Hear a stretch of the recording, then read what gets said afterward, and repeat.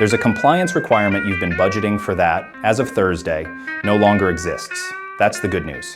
The rest of this week's news is about whether you keep the people you already have. I'm Drew. This is Main Street Operator. It's Monday, August 17th. 3 stories, and each one lands somewhere on your P&L before the end of the quarter. Start with the one that puts money back in your pocket. On August 11th, the Financial Crimes Enforcement Network, FinCEN, issued a final rule that permanently eliminates beneficial ownership information reporting for U.S. companies.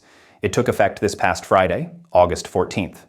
If you formed an LLC or a corporation in this country, you are exempt. Permanently. Not paused, not delayed pending some court fight.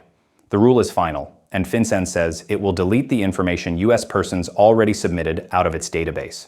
Treasury put the scope at more than 32 million small businesses exempted, and estimates the change saved American small businesses over $128 billion in regulatory and compliance costs in 2025, with another $6.7 billion over the next 10 years. Here is what that means at your desk. If you have a recurring line item for a BOI filing service, and a lot of operators signed up for one at $40 to $200 a year back when the panic was on, cancel it this week. If your accountant built BOI compliance into your annual engagement letter, ask to have it taken out, and ask what that's worth off the bill. One caveat worth knowing: foreign entities registered to do business here still have to report on their foreign beneficial owners.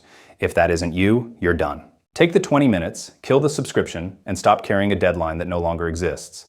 Second story, and it's the one I'd act on fastest. Last week, I told you the hiring market was frozen, and that gave you an opening. That freeze is thawing. NFIB released its July Optimism Index on August 11th, and it came in at 99.8, up 2.4 points, and the highest reading since August of last year. Hiring plans drove most of that gain.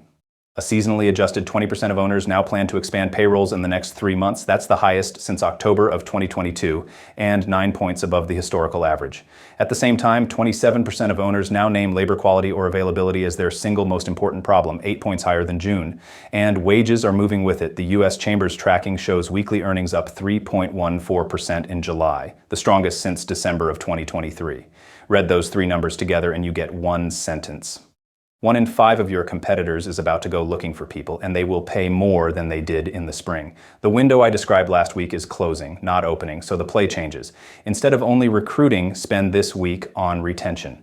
Pick your 2 most valuable non-owner employees, the ones whose exit would actually cost you customers, and have a direct conversation before someone else does. Not a vague, "we appreciate you," a specific number, a specific title, or a specific schedule change this month. Replacing a good technician will cost you more than a raise ever will, and by October, the market will have priced that for you. Third, if you're going to need money in the next year, where you apply matters more than your numbers do. The Federal Reserve's 2026 Small Business Credit Survey is out, and the headline is that 52% of applicants were approved for at least some of what they asked for, with 46% funded in full, up from 43% the year before, but still under the roughly 51% that was normal before 2022. Now the part nobody puts in the headline. Applicants who went to small banks were fully approved 57% of the time, better than any other lender category. And size cuts hard. Firms with 1 to 4 employees were fully approved 47% of the time, against 72% for firms with 50 or more. If you're a 5-person shop applying through a national bank's online portal, you are standing on the wrong side of both of those splits. Rates are not the obstacle right now. SBA 7. Variable loans are running roughly prime plus 2.25 to 4.75, and with prime at 6.75%, that puts most operators somewhere between 9.5% and 11.5%. Expensive, but financeable. Access is the obstacle. So this week, do the unglamorous thing. Find the 2 community banks or credit unions within 30 miles of you that actually write SBA 7A loans, and go introduce yourself before you need the money. A banker who knows your business in August underwrites you differently in February. That's your intelligence for the week. Friday, I'll take you inside one operator who got turned down twice for a loan she absolutely qualified for, what changed, and the money she finally got.